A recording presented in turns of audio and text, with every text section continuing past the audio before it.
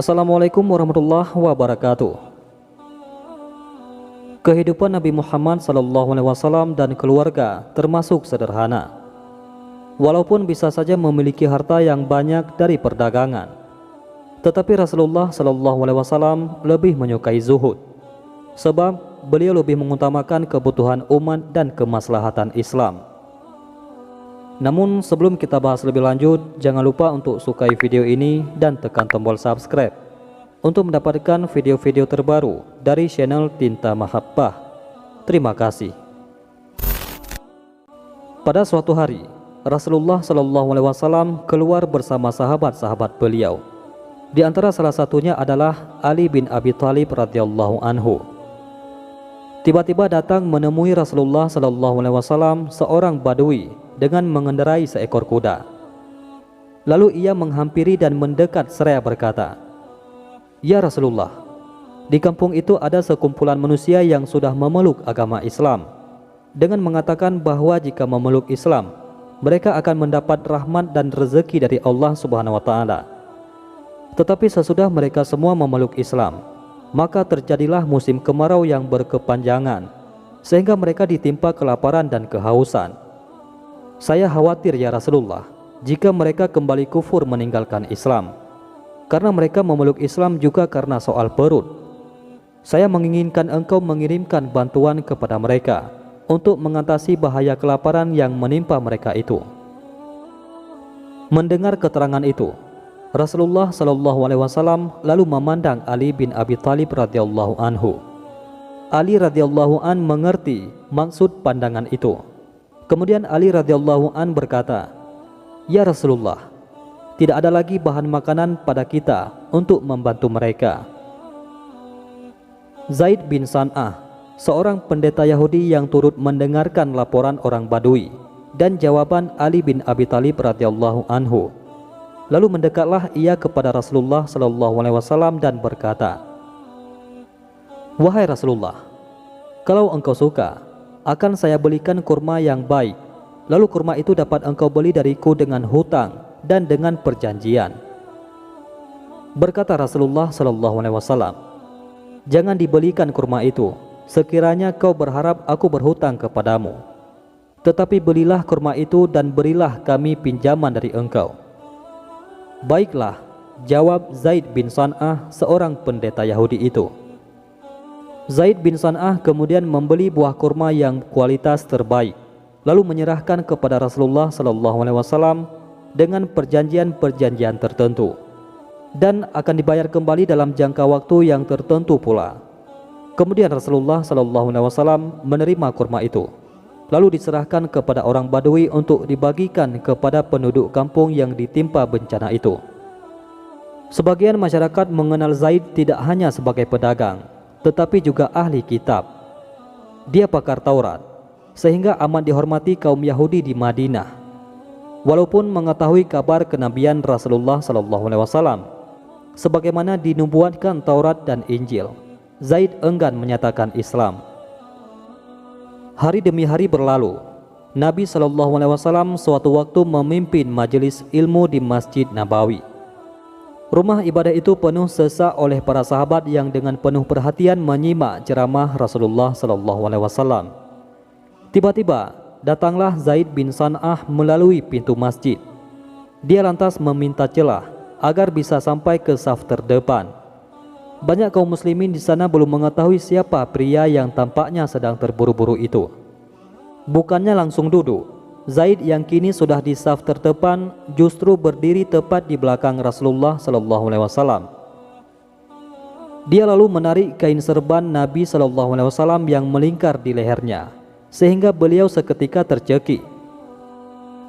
Seluruh sahabat otomatis berdiri seperti hendak menyerang pria asing ini. Umar bin Khattab yang berada dekat sekali dengan Nabi SAW berkata, "Wahai Rasulullah SAW, izinkanlah saya untuk memenggal kepala orang ini." Umar menatap Zaid dengan wajah merah padam, menahan murka. Nabi SAW memberi isyarat dengan tangannya agar Umar dan seluruh hadirin tenang. Masih dalam keadaan tercekik, beliau lantas menoleh ke arah Zaid. "Wahai Yahudi, ada apa?" kata beliau tanpa mengungkapkan nama Zaid bin San'ah. "Kau berutang padaku Muhammad, dan aku tahu kalian ini orang Quraisy sangat suka menunda-nunda pembayaran utang," kata yang ditanya. "Bukankah belum tiba saatnya?" tanya Nabi SAW. "Saya tidak peduli, bayar utangmu sekarang juga," seru Zaid lagi, sembari melepas serban Nabi SAW. Maka Rasulullah SAW berpaling kepada Umar dan berkata, "Wahai Umar, ambilkan dari Baitul Mal sebanyak 20 sak kurma untuk membayar utangku kepada Yahudi ini, dan sebanyak 20 sak kurma lagi." "Wahai Rasulullah, 20 sak itu untuk utang, tetapi 20 sak lagi untuk apa?" tanya Umar bin Khattab. "Itu sebagai hukuman karena engkau telah menakut-nakuti dia," jawab Nabi SAW. Singkat cerita, Umar pun keluar dari masjid dan berjalan menuju Baitul Mal. Dia diikuti oleh Zaid dari belakang. Sepanjang perjalanan, Umar mencoba meredam kekesalannya. Bagaimana mungkin seorang Yahudi bisa dengan mudah mencekik Rasulullah SAW tepat di depannya? Ingin betul Umar melampiaskan amarahnya ke orang yang sedang berjalan di belakangnya itu. Bagaimanapun, ketaatan Umar kepada Nabi SAW jauh lebih besar. Sampailah Umar dan Zaid di Baitul Mal. Sahabat bergelar Al-Faruq itu lantas menyiapkan 2 karung. Masing-masing akan diisi 20 sak kurma. Karung pertama yang tuntas diisi lantas diberikannya kepada pria Yahudi itu. Sementara Umar sedang mengisi karung kedua, sang pencekik Nabi SAW tadi mencegahnya. "Wahai Umar, tahanlah, jangan kau masukkan kurma ke karung itu," kata Zaid bin San'ah. Umar tidak peduli. "Aku hanya melaksanakan perintah Nabi SAW. Aku tidak ingin mendengarmu."